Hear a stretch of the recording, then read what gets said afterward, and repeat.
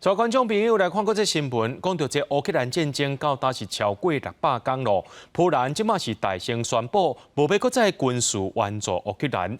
波兰一直拢是这乌克兰真坚定的朋友。自从这战争发生了后，波兰拢一直斗相挺。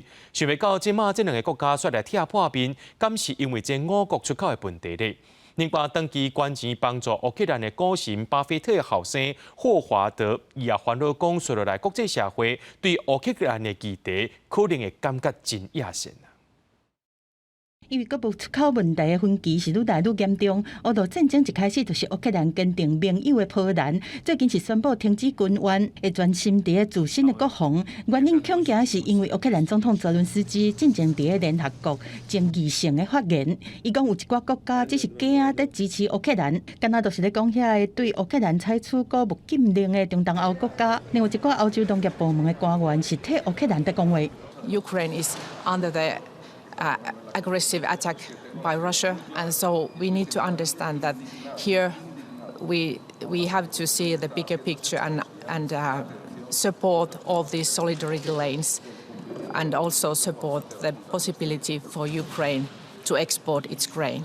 乌克兰红叫做是欧洲的牛仓，但伫开战了后，索河罗西亚甲乌海的航道封起来，即马敢若会当透过陆地运输去欧盟。中东欧的农民认为讲，这都是造成当地粮价大落的原因。顶礼拜欧盟宣布取消波兰这国的进口禁令，是引起抗议，而且家己抵制乌克兰的谷物进口。波兰总统阁警告讲，若乌克兰甲谷物的争端升级，无排除阁抵制阁较侪产品。上时欧盟代表20伫联合国安理会会议呼吁中国帮助来结束乌俄战争。进前中国已经真侪摆伫联合国谴责罗西亚行动的投票内面弃权，强调先解决罗西亚对北约动态安全观测。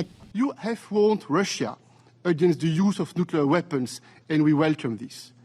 And now we are asking you, let's go further. Let's join forces to persuade Russia to end this criminal war that's hurting so many.